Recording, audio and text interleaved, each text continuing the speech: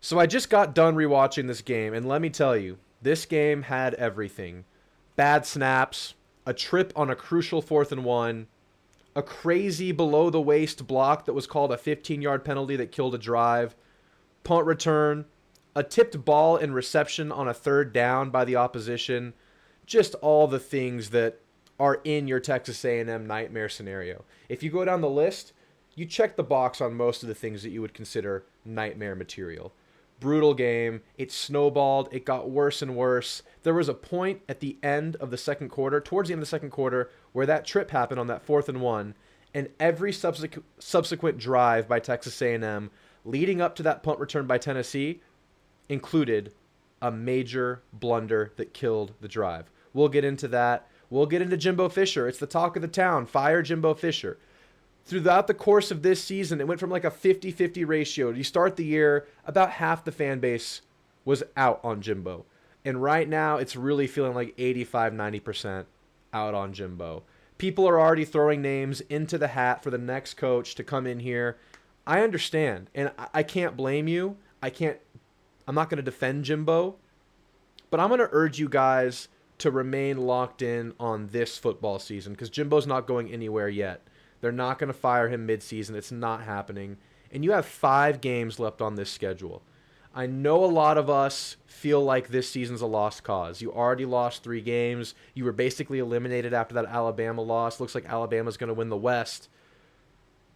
But these 5 games, despite how it feels right now in this snapshot in time, are vitally important to the future of this program. I know you're probably not going to go out there and win out. Imagine if you did. Probably not going to happen. Those road games look really tough. But you have 5 games to establish a culture of winning at Texas A&M. And whatever happens to Jimbo, if he's gone at the end of the year or if he's not, if players leave or if they don't, most of this team will be back next season and the seasons after that. They need to learn to win now. These last 5 games are vitally important in that capacity.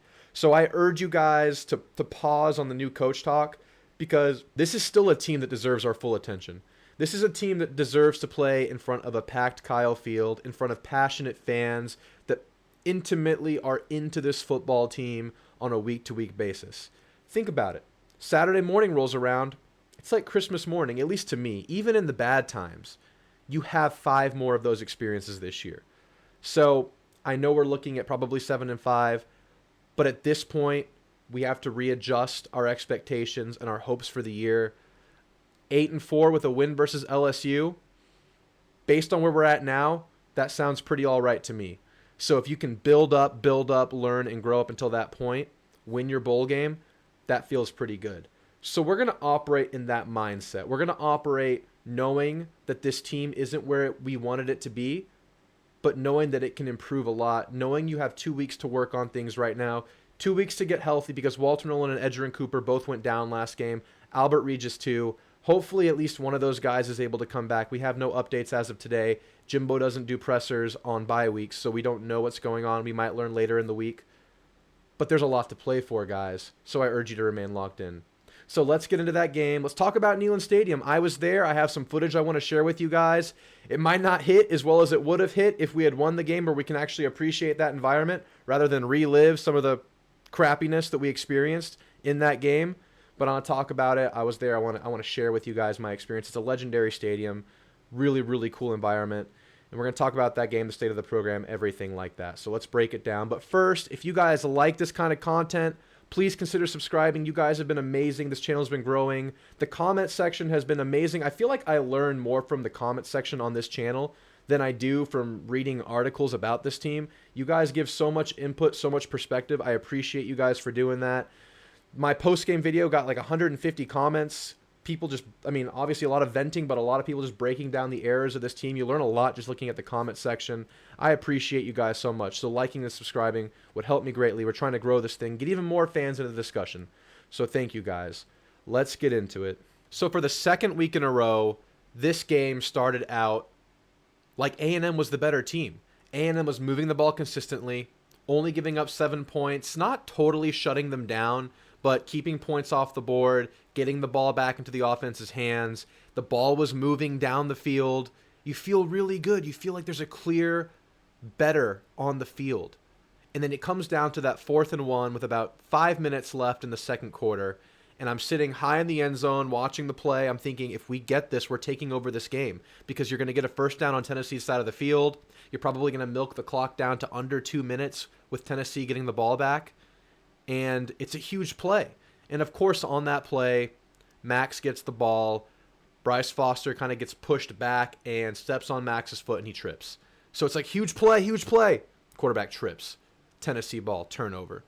And from that point forward, the game totally changed.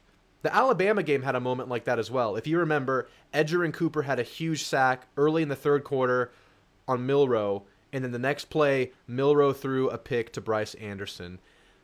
And I thought that was the game right there. A&M was up 17-10. A&M was feeling really good coming out of the halftime, even though Jimbo didn't call the timeout to extend the plays before the half. You still felt really good at that point in time. Then the game totally changed after Max threw the pick on that very next drive. I think 2 plays after that, Milroe threw his own pick. So we had that kind of same just vibe change in the game. And from that point on, let me check my notes here, because from that point on, every drive for the next several drives leading up to that huge punt return by Tennessee was highlighted or lowlighted by a major Texas A&M blunder. So you had the 4th and 1 trip. Then after that, you get the ball back after Tennessee punts it. It could have been a minute and a half left on the clock, but then Jimbo elects to kneel it, not call a timeout, and just take it to the half. So you have opportunity to get points when you've been consistently moving the ball. You have an opportunity to try again, but you take a knee and you just let it go. And I have issues with that. I mean, you could run it, you could be safe and just run, call a timeout, see if you can get a first down without putting the ball at risk, get out of your side of the field, push the ball forward in case something does happen. But you have a chance to try to make something happen there. So that's a whole different discussion. Of course, 2 weeks in a row where we just kind of let the clock run before the half in a really close game where points are at a premium and you have momentum. Frustrating. The next drive, you start the half with a really, really productive run by Moss. I believe it was a first down, 7-yard run. Then the very next play, Max Wright gets called for an illegal block below the waist. If you rewatch this game, no one else was making contact with the player that he blocked below the waist. Danielson said that it was because the player was not lined straight up on Max Wright. So the fact that he was lined up inside of Max Wright and he lunged in to cut him, that made it illegal. But you're in the tackle box, and I'm pretty sure you're free to block however you'd like, as long as it's not a chop block inside the tackle box. So that was an iffy call, in my opinion. If maybe one of you guys can chime in on it, if you remember the play, Max was lined up at tight end. There was a guy lined up on the outside shoulder of the right tackle, and Max went and cut him. That's a 15-yard penalty, also known as a death sentence to a drive. So that was your next drive. Obviously, they played it safe. They ran the ball. Tennessee gets the ball back. They don't score. We get the ball back. You miss a wide open Le'Veon Moss on a mesh concept that could have gone for 20-plus yards, if not more, if he makes the safety miss. This was a play where Max threw off of his back foot and the ball landed short of Le'Veon Moss, who was just wide open. Bad pass. We'll talk about Max in a second. I want to get through this rundown real quick, but that was the next drive. That was on third down. That killed that next drive. So another missed opportunity. The next drive is the one you're backed up in the end zone. And obviously they played it super conservatively, just trying not to get the safety. Terrible punt. Really, really short punt. They were in full punt block protect, not really in the coverage look. They were in their punt protect look. So obviously you didn't have a lot of people running downfield to stop the returner, and he returns it for a touchdown. So you just had an avalanche of missed opportunities, single plays that killed drives. From that point forward, that was from about 5 minutes left in the second quarter to the middle of the third quarter. And that pretty much changed the game. That defined the game. The crowd never sat back down after pretty much, for the whole second half, they were rowdy. And we kind of let that happen. You had a chance to kill the momentum. You could have seriously quieted the crowd if you convert that 4th and 1. There was no one lined up over the center. That was very likely to be a first down if that play is just ran. So, errors, missed opportunities, avalanche, snowball, terrible. Felt real bad. Max missed wide open Le'Veon Moss. He was throwing off of his back foot like with a jump throw for no reason. Max didn't play the best game. He was kind of on his heels the whole game, and you understand. They had a great pass rush. Texas A&M's offensive line is not where it needs to be. I'll talk about that in just a second. Max was just out of it. Max did not have a great game in the decision-making department. He didn't throw the ball when it needed to be thrown. He was throwing off of his back foot, but it wasn't really all his fault. Bad snaps. I think 7 low snaps, significantly low snaps in this game. Snaps at his ankles where he has to look down to gather the ball, look back up. Bad snaps where he has to slow down, get the ball, and bring it up to hand the ball off. That destroys the rhythm of a play. That puts your play back by a half second, and in football, a half second is an eternity when you're at the line of scrimmage building your play. So a lot of this needs to be put on the center. I personally, and I know a lot of you don't agree with this, and that's fine, I personally don't think this O-line is as bad as the majority of people make it sound. It's not a good O-line. It's not even good. It's average at best. But as I've said many times this season, it's not disastrous. Last year was the disastrous O-line. This O-line has definitely taken a step forward from last year. But where I have the biggest problems with Adazio, with this offensive line, is the regression or absence of certain players. Bryce Foster, obviously, he misses a lot of practice. He doesn't practice in spring because of track obligations. I'm okay with that. You're supporting this university. You're supporting your athletic development and career in a different way, and that's fine. But he also misses a lot of spring. He missed all of last spring. He missed, I think, 2 or 3 weeks of this spring. That puts you behind the 8 ball. But now we're seeing these bad snaps, and he was the one that stepped on Max's foot on that crucial play. He didn't have the best game overall, so he's a guy that's taken steps back. Layden Robinson, for much of this year, has definitely regressed. You see him just not picking up twists. It happened again a couple times this game where he kind of missed twists. I will say he's kind of cleaned it up over the last couple of games. He's been the most consistent blocker, but these past couple of games have been the worst games for the O-line. You're starting a right tackle in Basantis that's a true freshman. He got bull rushed into the quarterback for a red zone sack that made Texas A&M settle for a field goal instead of getting 7. It's a true freshman out there, not in the weight room for very long, in the college environment. That's just going to happen with a true freshman. He's really talented, and he's going to be really freaking good, but he's a true freshman. Your right guard, or is it left or right? Dewberry and Naboo, those guys have under 10 games under their belts. Don't forget that. I mean, these are still some new players in there. And Trey Zune has been, I think, the best offensive lineman this year by far. He got demolished. I mean, he didn't get demolished. He got blown by a really, really well-timed edge rusher for a sack in the red zone as well. So it's just little things that add up. And when one player on the offensive line messes up, that's an offensive line error as a whole. So it makes this whole O-line look really bad. It's the regression that makes this O-line so frustrating. It's the fact that those guys have not taken those steps forward in Robinson and Foster. And I said absent. There's an absent player as well earlier. Where the hell is Ruben Fothery? I'll leave it at that. So O-line and Max, they kind of combined to make this game what it was. Because Max was not right. After getting hit time and time again, I think the second drive of the game, A&M did end up scoring on this drive. But Max, I think, was on the ground for 75% of those plays on that scoring drive. Whether he was getting sacked or just getting hit as he's throwing it, that stuff really can bring a quarterback down a peg and gets in your head, especially after last week where the same freaking thing happened. That's why Max Johnson is having these lackluster second halves. He's just getting hit too much. It's a fact. It's what's happening. It's the hand we're dealt right now. Those 2 D lines, front sevens, blitz packages, those are 2 really, really tough matchups for this offensive line. I don't think it'll look that bad again this year. I really don't. O-line's not where it needs to be, and that really showed this game. So it made Max look bad. He missed a lot of guys. There were just a lot of opportunities in the passing department that he could have executed on. So what I'm calling for, and you guys chime in here, I want to see more slants, More plays where it's just a simple, quick read, more screens. I want to see Anais get handoffs. I want to see Evan Stewart in the slot, bubble screens, anything to get the ball on these guys' hands quicker where you're not relying on your O-line for as long. I think that stuff is desperately needed right now. You did have a really good slip screen to Max Wright, and that was productive. That was like a 20-yard gain. And then they tried it again with Le'Veon Moss on the second to last drive. He dropped the ball. So that's really, really rough.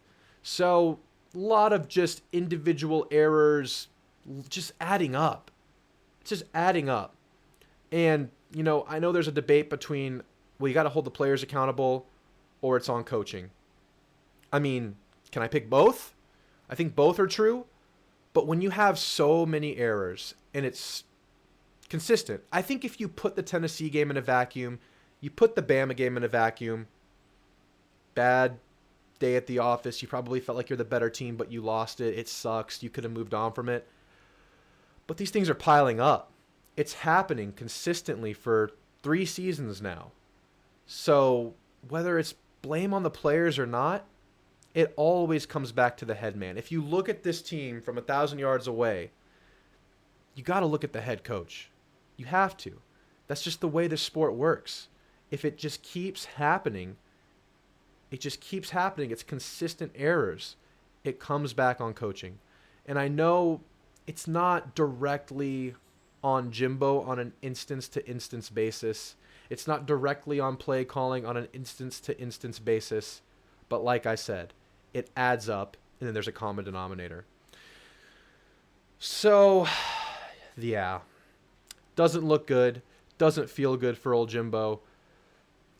But this team could very easily be 6-1 right now, and it's just so frustrating. Defensively, I know they ran for 230 yards, but the time of possession was equal. It wasn't like they were ball controlling Texas A&M, and that's kind of where my mind goes when there's a lot of running yards in a game. Are they just dominating the time of possession? Think of App State last year.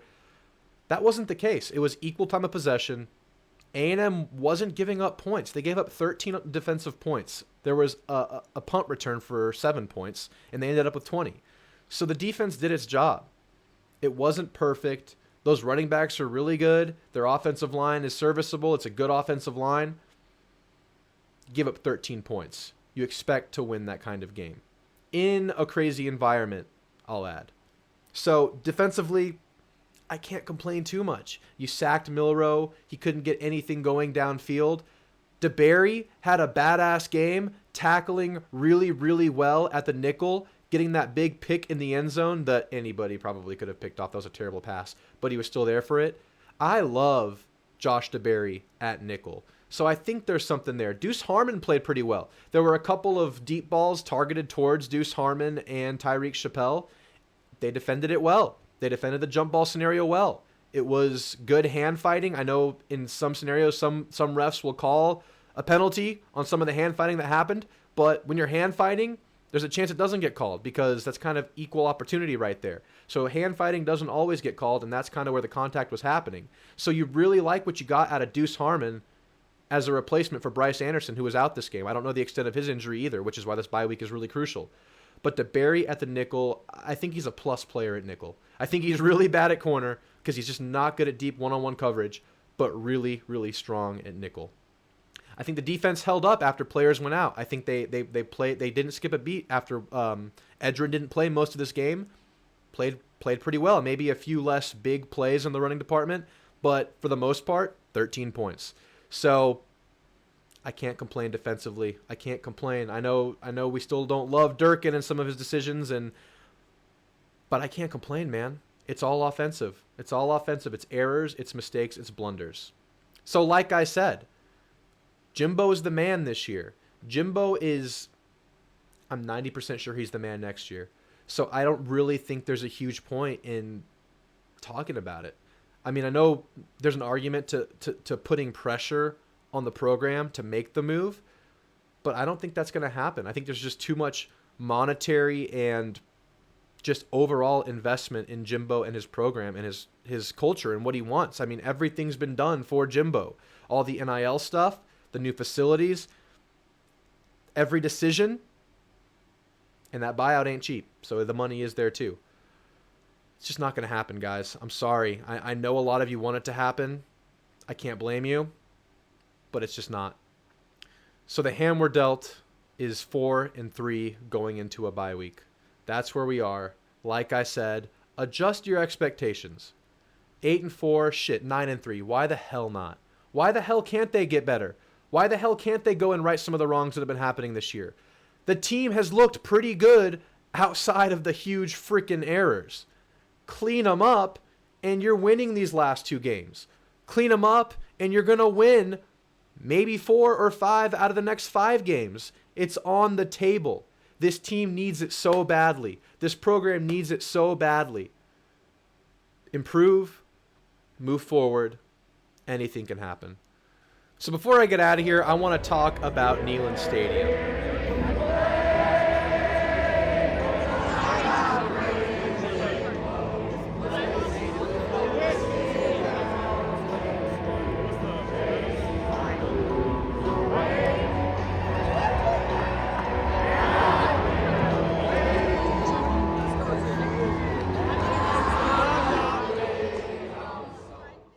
It was a game that as soon as the schedule came out last year, as soon as I saw the date, I knew I was going to this game. Couldn't miss it. I had to go. It's a stadium I've always wanted to go to. As a kid who loved college football growing up, Rocky Top always rang through my eardrums whenever I was watching football or just listening to college football fight songs. Just an experience I had to. It was a bucket list game. I had to go. So, beautiful environment. Tennessee is freaking gorgeous. I stayed in Nashville. Drove out to Knoxville for the game. Absolutely scenic and gorgeous, hilly, mountainous region. Beautiful. The stadium is set by a river, very much landlocked by that river. Parking was an absolute nightmare. One of the people I went with had a knee replacement, so we had to figure that stuff out. We got lucky that the church we parked at actually had a shuttle going to the game, so that was nice. The stadium is really freaking old. It is old, and they added the upper deck to it in a renovation. So it's like not suited to hold the capacity that it has, like in the catwalk, in the area walking around the stadium. When you're walking like to your seat, when you're walking to your seat in the catwalks or in the hallways of the stadium, it's chest to chest. It's brutal. But once you're sitting in your chair, that was a top tier college football environment. Noise level, I know there were a lot of noise level comparisons. I can't tell a difference when you're in these crazy big stadiums. In the big plays and the big moments, stadiums are really freaking loud. I mean, equal to Kyle Field, I don't know. It wasn't any different in my opinion. But just an awesome environment, really nice, cool fans. If you ever have a chance to go, if A&M ever plays there again, try to swing it. It wasn't cheap. It was like a bucket list thing that I had to do. But if you can swing it, go. Amazing place. But guys, that's going to be it for the video today. I know we feel terrible right now, but there's a chance they can fix some things, guys. They're not that far off, and that is what makes it so frustrating because of how close they've been and just the errors and situations that have been forcing these losses. If they clean those up, you have 5 winnable games on the schedule, guys. You have an opportunity to go get our best friend in Lane Kiffin. We can go make his day. We have a chance to end the year at LSU with a huge win. Last time we were there, should have freaking won that game with that fumble, that non-fumble called by Namani at the end of the game. Go get revenge for that. Go win your bowl game. This team really, really needs to rack them up because these players are with us for the next few years. They need to learn how to freaking win games. It's on the table, guys. I'm not going to be here for a while. I'm taking a break for the bye week, so I won't be here with my regular videos to end the week out. I'll see you again, guys, early next week in preparation for South Carolina. A big winnable game that I'm really looking forward to. 11 a.m. kickoff just got announced, of course. We got isolated, or we have been exiled to only 11 a.m. kickoffs for the rest of the year. That's just how it goes when you're not winning games. But we love our Aggies. We're going to be here no matter what. We're going to support this team. We're going to watch every game. We're going to live and die by this team, guys. So thanks for watching. Like and subscribe if you haven't. Gig 'em. Gig 'em forever.